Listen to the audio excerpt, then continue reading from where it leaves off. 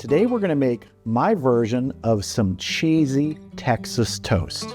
Now, Texas toast is some thickly sliced bread that's toasted up, put things on top. We're gonna be doing some cheese today. It's really a delicious, I don't know if you call it an appetizer or a snack or whatever. It's just great. And we're using this loaf of French bread today, and I wanna get 6 good slices out of it. Now I'm just gonna start here at this side. And I'm gonna try and keep things about this thick here. Maybe like an inch.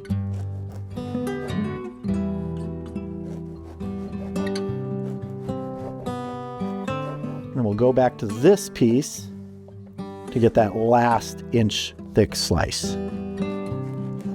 Now, in many versions of Texas toast, you could just take these, slather on your cheese and butter mixture, and be done with it. Pop it in the oven, in the broiler, whatever you want to do. But I want to toast this up a little bit first. I want to get some crispiness on both sides of this. And there's many ways to do that.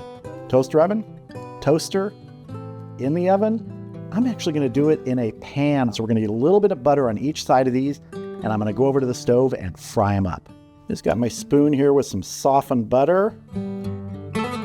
Don't need a lot, just kind of like that. All right, I'm gonna butter up the rest of these, and then we will fry them up to get a nice toasty side on each of them.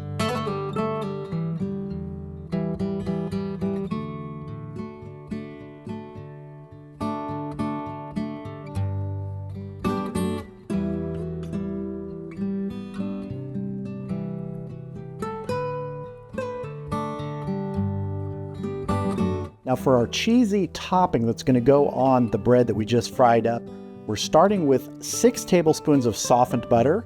To this, I'm going to add 1 tablespoon of mayonnaise, 1/8 of a teaspoon of kosher salt, and this is unsalted butter that we're using throughout this recipe. 1/8 of a teaspoon of ground black pepper, 1/2 a teaspoon of granulated garlic,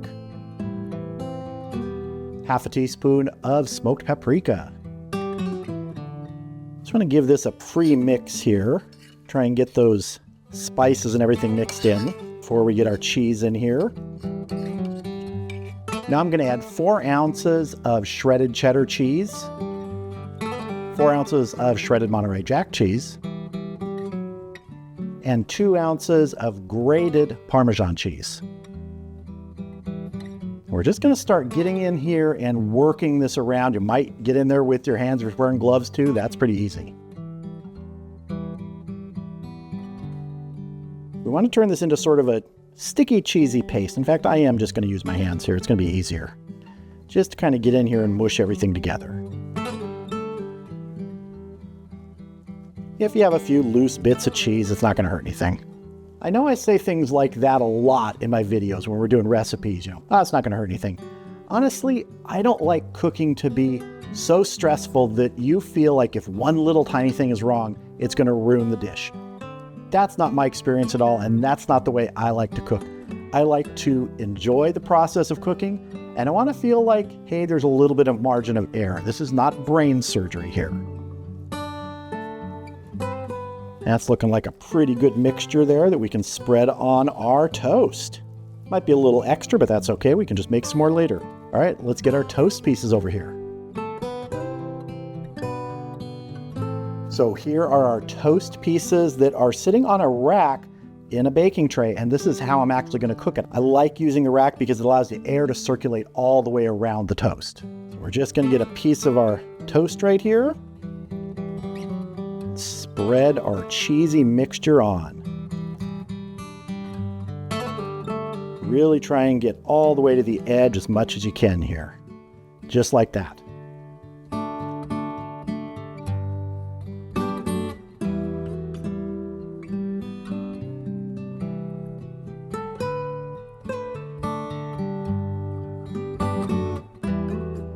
Now your oven should be preheated to 375 degrees right now.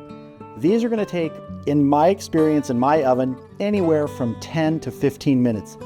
Depends on the toast, how much cheese and butter and all that stuff you've got on it, how hot your oven is. Every oven is different. So really the thing you're looking for is you want this cheesy mixture to be nice and melted, bubbly, got a little bit of golden brown spots on it. That's what we're looking for. So I want to touch this one up a little bit right here. I want to get right over to this edge. This is a good time if you've got any that you need to touch up, go ahead and do it.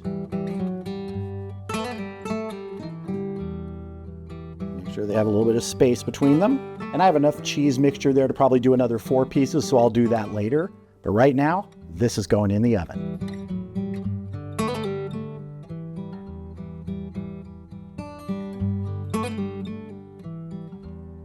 All right, that took just about 16 minutes in my oven this time. So again, you've got to get it to the way you want it to look. This looks good, but I want a little bit more of that brownness, but I don't want to just leave it in the oven for another 10, 15 minutes at that temp. So I'm going to pop this under the broiler for about 15 to 30 seconds, get a little more color on top.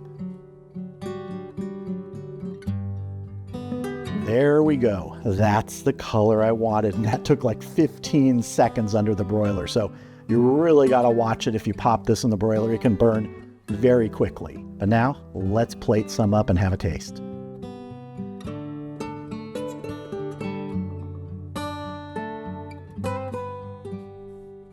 Want to sprinkle some freshly chopped parsley on here.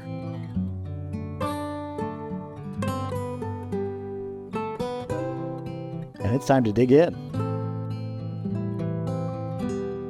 I'm going to take this one right here. I think this is going to be crunchy cheesy. Let's see. Cheers. That is nice and melted, nice and crunchy. Cheesy Texas toast like this is just one of the most satisfying bites you can make because it's not hard to make. It doesn't take a lot of time. The ingredients are really common, but the results, man, they're just crazy good. One other thing you could do with this is put some ham or something on here, flip this over, and have yourself a super cheesy Texas toast sandwich if you want. Might be a little thick, you might have to unhinge the jaw. Would be worth it, but if you just do it this way, this is plenty and it's great.